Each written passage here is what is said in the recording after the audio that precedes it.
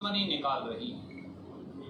खास तौर से कैथल जिले में गोलाचीका, सीवन, इन दो ब्लॉकों की 1,30,000 एकड़ किसान की भूमि के ऊपर धान की बिजाई पर रोक लगा दी गई और 10,000 एकड़ पंचायत की वो जमीन जो किसान धान की फसल लगाने के लिए लेता था उस पर रोक लगा दी गई।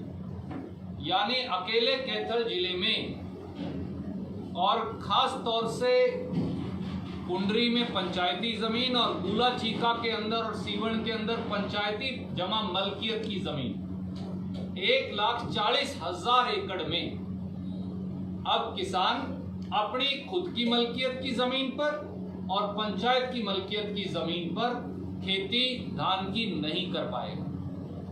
इसी प्रकार से 5 ब्लॉक कुरुक्षेत्र जिले के उनके अंदर भी 1,40,000 एकड़ किसान की भूमि में और 15,000 एकड़ पंचायती भूमि के अंदर उसमें शाहबाद भी आ गया, उसके अंदर बबैन भी आ गई और मैंने उनकी यहाँ इसमें इस्माइलाबाद भी आ गया, उसमें पीपली भी आ गई। इन सारे ब्लॉक्स के अंदर भी 1,50,000 एकड़ भूमि पर खेती पर प्रतिबंध लगा दिया धान की खेती पर। सवाल यह है कि किसान कहां जाए और क्या पैदा करे, कैसे रोटी खाए, कैसे कमाए, क्या उगाए और क्या बेचे। अंग्रेज की सरकार ने भी आजादी से पहले कभी किसान को ये नहीं बताया कि वो खुद की मलकियत की जमीन में क्या लगा सकता है। खट्टर सरकार, भाजपा जजप्पा सरकार, खट्टर दुष्यंत चौटाला सरकार, ऐसी जाबर जालम किसान विरोधी सरकार आई जो अब ये निर्णय करना चाहती कि किसान अपने खेत में अपनी बाप दादा की मलकियत की जमीन पर क्या लगाए और क्या ना लगाए। ये कौन सा कानून है? और एक बात बताइए, अगर गोलाचीका, सीवन और कुंडरी के अंदर किसान धान की फसल नहीं लगाएगा तो मंडी में आड़ती क्या कमाए और क्या खाएगा? दुकानदार की दुकानदारी बिल्कुल बंद हो जाएगी क्योंकि पूरी मंडी धान की फसल की बिकवाड़ी के ऊपर आधारित है। राइस शेलर और चावल का उद्योग कैथल और कुरुक्षेत्र, करनाल और पानीपत इन जिलों की मेन स्टे है, इनकी जिंदगी है। अगर हम धान की फसल लगाएंगे ही नहीं तो राइस शेलर क्या खरीदेगा और क्या निर्यात कर पाएगा? इसलिए दुकानदार, राइस शेलर मालिक, किसान और पंचायत और मजदूर, क्योंकि मजदूर के पास भी फिर कुछ नहीं बचेगा, इन सब की रोजी रोटी के ऊपर, इनके पेट पर लात मारने का श्री मनोहर लाल खट्टर और श्री दुष्यंत चौटाला जी ने षड्यंत्र किया। ये उनका तुगलकी फरमान है जो उन्होंने 9 मई 2020 को जारी किया है। इसकी प्रतिलिपि मैं आपके लिए लेकर आया। इस फरमान में ये साफ लिखा है सीवन और गोला की कितनी कितनी जमीन है। मैं ये अपनी तरफ से नहीं कह रहा, हेक्टेयर में है। हेक्टेयर का फॉर्मूला आपको पता ही है, 2.471 से अगर गुणा करो तो एकड़ आ जाता है और मैंने ये प्रेस रिलीज में लिखा था। और एक नई चीज और लिख दी, इसका अगर आप देखें तो बिंदु 4 पे ये लिख दिया, बिंदु 1 पर ही, कि अगर 50% अपनी जमीन में बिजली का जो थोड़ा बहुत ठीक रेट मिल जाता है वो खत्म, खाद का कट्टा जो इन्होंने अब 1450 रुपया कर दिया है वो अब 3,000 रुपए में मिलेगा और किसान किसी प्रकार की सब्सिडी नहीं ले पाएगा। और तीसरा और बड़ा तुगलकी फरमान जारी किया, वो क्या? वो तुगलकी फरमान है कि किसान अपनी धान की लगाई गई फसल जो खट्टर साहब के हुक्म के अनुरूप नहीं लगाएगा, दुष्यंत चौटाला के हुक्म के अनुरूप नहीं लगाएगा, उसकी फसल एमएसपी पर, न्यूनतम समर्थन मूल्य पर सरकार नहीं खरीदेगी। कौन है खट्टर साहब और दुष्यंत चौटाला ये निर्णय करने वाले कि मैं मेरी जमीन में क्या लगाऊंगा? कौन है दुष्यंत चौटाला और खट्टर साहब ये निर्णय करने वाले कि मुझे सब्सिडी मिलेगी या नहीं?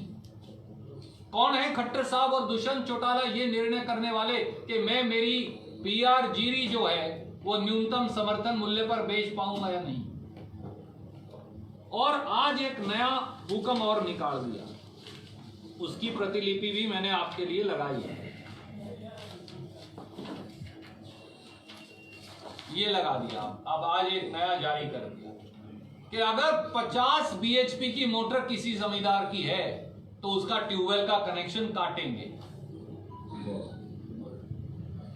और उनकी डिटेल्स मांग लिए। मैं आपको पता बगैर कागज के कोई बात कहता नहीं, मैंने इसलिए वो कागज आपको दे रहा। ये नया हुक्म जारी कर दिया और इसके अंदर भी ये लिख दिया, मेरा कुआं नीचे चला गया पानी, एक तो मैं इस बात से पीड़ित हूं, मेरा डीजल फालतू खर्च हो रहा है, मैं इस बात से पीड़ित हूं, 3 लाख से अधिक ट्यूबवेल के कनेक्शन पेंडिंग है। आखिरी बार बिजली के कनेक्शन जब मैं बिजली का वजीर था तो पूरे हरियाणा के किसान को हमने क्लियर किए थे, आपको याद होगा। उसके बाद हरियाणा सरकार ने ट्यूबवेल का कनेक्शन नहीं दिया। 6 साल हो गए खट्टर साहब को, एक ट्यूबवेल का कनेक्शन नहीं दिया किसी किसान को। अब जो लगे हुए हैं उनको भी बंद करने का, मूंदने का एक प्लान बना लिया। ये किस प्रकार का घोर अन्याय है? रोजी रोटी आजीविका, मेरा पुश्तैनी धंधा, किसानी का, मजदूरी का, खेती का, मनोहर लाल खट्टर जी और दुष्यंत चौटाला कौन है छीनने वाले? और कल एक बात इसमें लिखी नहीं पर जोड़ना चाहूंगा, आपने शायद, मैं पूछा साथियों से, इन्होंने किसी ने सुना नहीं ध्यान से, परंतु कल निर्मला सीतारमण जी ने, नरेंद्र मोदी जी ने यह कह दिया कि एक राष्ट्रीय कानून लाकर आड़त का धंधा बंद करेंगे। आड़ती भाई बैठे हैं, मुझे नहीं लगता उन्होंने भी सुना। आपको चाहिए तो मैं सरकारी प्रेजेंटेशन जो निर्मला सीतारमण ने रिलीज की है उसकी कॉपी मेरे पास है। राष्ट्रीय कानून बनाकर कमीशन एजेंट्स का धंधा बंद करेंगे। एक तो खट्टर साहब पीछे लगे हुए आड़ती के और दुष्यंत चौटाला दूसरी तरफ मोदी जी लगे हुए। किसान का और आड़ती का रिश्ता पीढ़ी दर पीढ़ी का रिश्ता, चलता फिरता बैंक है, एटीएम मशीन नहीं, बैंक है पूरा। उसको जब पैसा चाहिए वो ले लेता है, जब उसे फालतू हो उसके पास उल्टे भी चढ़ा देता है, कहता है लाल जी आप ब्याज पे ले लेना। आप उस रिश्ते को तहस नहस कर देंगे तो हरियाणा में आड़ती, मुनीम, मजदूर और उनके पास जो कामगार काम करते हैं उनकी संख्या 3.5 लाख परिवार हैं, यानी 25 लाख से ज्यादा लोग हैं। खट्टर साहब और मोदी जी और दुष्यंत चौटाला जी इन 25 लाख लोगों के पेट पर क्यों लात मार रहे हैं? इसका जवाब दे। जिस प्रकार से, केवल एक लाइन और कहकर फिर आपके सवाल लूंगा, जिस प्रकार से कणक और सरसों पिटी पूरा हरियाणा जानता है, 18 दिन तक पेमेंट नहीं आई। जब मैंने ये मुद्दा उठाया तो फिर कल रात ये बयान आया कि देंगे। 25 अप्रैल से आज तक कणक की पेमेंट नहीं आई आड़ती और किसान के खाते में। ये पहली बार है हरियाणा में कि ये ऐसा हुआ। 14 रुपया 43 पैसे चमक खोने के नाम पर या नमी के नाम पर प्रति क्विंटल 1925 रुपए में से काटे जा रहे हैं। ना बारदाना था, ना सिलाई का इंतजाम था, ना उठान का इंतजाम था, ना खरीद का इंतजाम था। और जो दुर्गति इस बार किसान और आड़ती और मजदूर की हुई, शायद वो आजादी के बाद कभी ऐसा नहीं हुई। ये है दुष्यंत चौटाला और मनोहर लाल खट्टर जी के शासन की असलियत। अब बाकी बचा थी धान की फसल। अब धान की फसल में भी किसान और दुकानदार और राइस मिलर के पेट पर लात मारने का ये नया तुगलकी फरमान जारी कर दिया। कोई सवाल आप पूछना चाहें? और हम इसका घोर विरोध करते हैं और खट्टर साहब से कहते हैं कि किसान विरोधी इस हुक्मनामे को वापस लिया जाए और किसान को अपनी जमीन पर अपनी मर्जी का धान या दूसरी फसल लगाने की संपूर्ण इजाजत हो। और किसान पर लगाई गई शर्तें सब्सिडी काटने की, 50% से अधिक धान न लगाने की, ये सारी शर्तें भी वापस की। और किसान का ट्यूबवेल कनेक्शन काटने का ये जुल्म जो आप करने जा रहे हो, ये निर्णय भी आप वापस लें। सर, आज राज्य सरकार का और पुलिस का जालिम चेहरा सामने आया। यमुनानगर में प्रवासी मजदूरों पर लाठियां बांधी गई, तो ऐसे में प्रवासी मजदूर घर जा रहे थे, कोई आतंकवादी नहीं थे वो। इस तरह का व्यवहार कहां तक उचित है? आज सुबह ही 2 दर्दनाक हादसे हमारे सामने आए, जो दिखाता है कि खट्टर सरकार कितनी निर्दयी है, कितनी जाबर है, कितनी जालिम है, कितनी अमानवीय है, कितनी असंवेदनशील है। शायद ऐसी सरकार हिंदुस्तान के इतिहास में कभी नहीं आज तक बनी होगी। हमने देखा कि पानीपत में किस प्रकार से डीडीटी मशीन लगाकर, जो मच्छर मारने के लिए इस्तेमाल की जाती है, हजारों मजदूरों को जमीन पर बिठाकर उन मजदूरों के ऊपर वो मशीन चलाई गई। मैं वो फोटो आपको इस पत्रकार वार्ता में दिखाना चाहूंगा।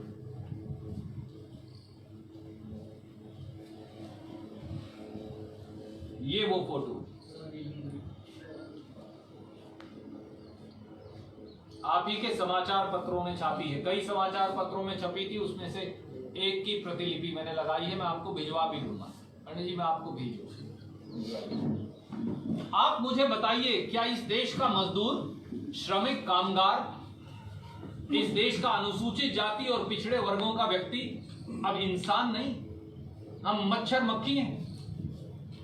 कि खट्टर साहब इस देश के मजदूर को मच्छर मक्खी की तरह उनके मुंह पर डीडीटी का स्प्रे कर रहे हैं। है गुस्ताखी, पर कहूंगा जरूर। खट्टर साहब, क्या आप अपनी कैबिनेट पर बिठाकर ऐसे डीडीटी का स्प्रे करवाने का साहस कर सकते हैं? मंत्रिमंडल की बैठक बुलाकर उनके मुंह पर डीडीटी का स्प्रे करवाएंगे तो आपको पता चल जाएगा कि इंसान को जानवर, मच्छर मक्खी से भी बुरा समझने का अंजाम क्या है। और यमुनानगर का वो वीडियो आज सुबह हमने जारी किया है, जिसमें हमने देखा कि मेहनतकश मजदूरों को खेतों में दुड़ा कर पीटा जा रहा है। ये वही है, हवाई चप्पल है मोदी साहब, खट्टर साहब, जिन हवाई चप्पल वालों को हवाई जहाज में बिठाकर वादा कर 75 पार का नारा आपने दिया था और 300 पार का नारा दिया था। इन गरीबों के ये वही साइकिल और सामान है जिनको सर पे बिठाने का वादा कर आप सत्ता में आए थे, जिनके पांव धोकर, फोटो खिंचवाकर आप लोकसभा और विधानसभा चुनाव से पहले सत्ता में आए थे। जब वोट लेनी हो तो पांव धोते, जब वोट ले लेते हैं तो लाठियां देते। जब वोट लेनी हो तो हवाई चप्पल वाले को हवाई जहाज में बिठाने का वादा करते, जब वोट ले लेते हैं तो खेतों में दुड़ा कर पीटते। खट्टर साहब को सामने आकर इस प्रदेश के मजदूर भाइयों से, श्रमिकों, कामगारों, अनुसूचित जाति और पिछड़े वर्गों के भाइयों से माफी मांगनी चाहिए और उन सारे अधिकारियों के खिलाफ कार्रवाई करनी चाहिए जिन्होंने ये अमानवीय कुकृत्य किया। सर, नागरिक उड्डयन मंत्रालय में बदलाव किया गया है, 6 एयरपोर्टों की नीलामी की जा रही है, किस तरह देखते हैं? आदरणीय मित्र, पिछली बार जब एयरपोर्ट बेचे थे मोदी जी ने 1 दर्जन, तो वो किसको मिले थे? एक ही कंपनी को मिले थे, बताइए किसको मिले थे? अडानी को। अब ये 6 एयरपोर्ट किसको बेचने वाले हैं, वो ये भी देश को बता दें। उत्तर प्रदेश में शराब घोटाला हुआ, दुष्यंत का नाम सामने आया, सॉरी जेजेपी दुष्यंत के नजदीकी थे, तो क्या कहेंगे? शराब घोटाले को लेकर मैंने 10 सवाल पूछे, 10 के 10 मैंने पत्रकार साथियों को भेजे और फेसबुक पर लिखकर लगाए। आज तक खट्टर साहब ने एक सवाल का जवाब नहीं दिया। अगर कोई व्यक्ति जिम्मेवार है तो हरियाणा के मुख्यमंत्री श्री मनोहर लाल खट्टर शराब घोटाले पर पर्दा डालने की कोशिश के लिए जिम्मेवार है। हरियाणा की 2.5 करोड़ जनता 10 सवालों का जवाब चाहती है। खट्टर साहब वो दे दीजिए, वरना ये समझ में आ जाएगा दाल में काला नहीं, पूरी दाल काली है। सर एक मिनट छोड़ साहब, मेरा एक सवाल रह गया। जी सर। जिस मुख्य मुद्दे पर आज आप आए हैं, यानी कि ये धान वाला मुद्दा, इससे रिलेटेड ही है दोनों हाँ सवाल। जी। सरकार ने डार्क जोन में गूला को डाल दिया और धान की खेती पर 50% और जो पंचायती भूमि उस पर रोक लगाने का आदेश जारी कर दिया। आपने विरोध किया, यानी कांग्रेस पार्टी ने विरोध किया। एक तो आपने ये नहीं बताया कि यदि सरकार अपने फैसले पर अड़ी रहती है तो पार्टी का रुख क्या रहेगा। सेकेंडली पहले का तो आप पूछ लेना, एक एक करके पूछो। दो ही है सर, भूल जाएगा ना दोनों। सवाल। चलो बताइए। पहली बात तो आज तक डार्क जोन का कोई नोटिफिकेशन गोला चीता और सिलवट का नहीं हुआ, तो हमें डार्क जोन में नहीं डाला।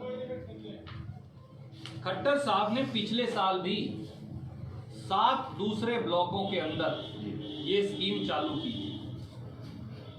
मैंने इस आपकी जहां मक्का लगाना था, सैकड़ों करोड़ रुपया खर्च हुआ, कुछ नहीं हुआ। अब वो 7 ब्लॉक फेंक दिए, अब हमें जोड़ लिया। पिछले 7 का क्या हुआ? पिछले सैकड़ों करोड़ रुपया जो जनता की जेब से गया, उनका क्या हुआ?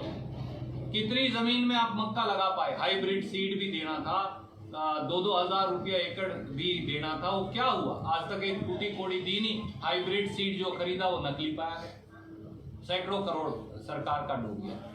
अब गुलाची का और सीवन को बुझा, ऐसा क्यों? दूसरी बात, एक वो पुरानी बड़ी मशहूर कविता है कि अब याचना नहीं, अब रण होगा। याचना हम कर चुके खट्टर साहब, या तो आप समझ जाइए, नहीं तो फिर रण होगा। होगा जी। सेकेंडली आपने ये नहीं बताया कि मान लिया, आपकी बात यदि हम मान लें कि डार्क जोन में नहीं गया गोला, तो ये तो मानना पड़ेगा कि जो भूजल स्तर है वो तो काफ़ी नीचे चला गया। बिल्कुल सही है। ठीक है सर। तो पार्टी की तरफ से आप इस मुद्दे को लेकर आए हैं, आज प्रेस कॉन्फ्रेंस बुलाई है, बात भी करेंगे कार्यकर्ताओं से, लोगों से, जिससे भी करेंगे, लेकिन आपने कुछ सुझाव नहीं दिया कि भूजल स्तर फिर बढ़े तो ऊपर आए तो आए कैसे। ये तो धीरे धीरे नीचे चलता रहेगा। सरकार डार्क जोन करे ना, आप विरोध भी करें, तो या तो बताएं भाई सरकार ऐसा करे, या जैसे जो भी उपाय।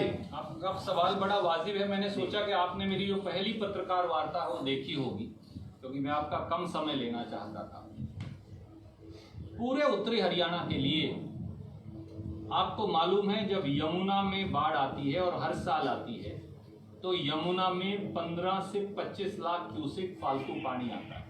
उतना तो पूरा हरियाणा एक साल में इस्तेमाल भी नहीं करता, और हम आगे फेंकते रहते। उत्तरी हरियाणा के लिए मैं खुद, क्योंकि उसके क्रियान्वयन में शामिल था, हमने शाहबाद तक हम ले आए थे, जिसको दादूपुर नलवी रिचार्ज कैनाल कहते हैं। और ये मैं नहीं कह रहा, ये भूवैज्ञानिक कह रहे हैं कि उस नहर के आने से वाटर टेबल उठ गया।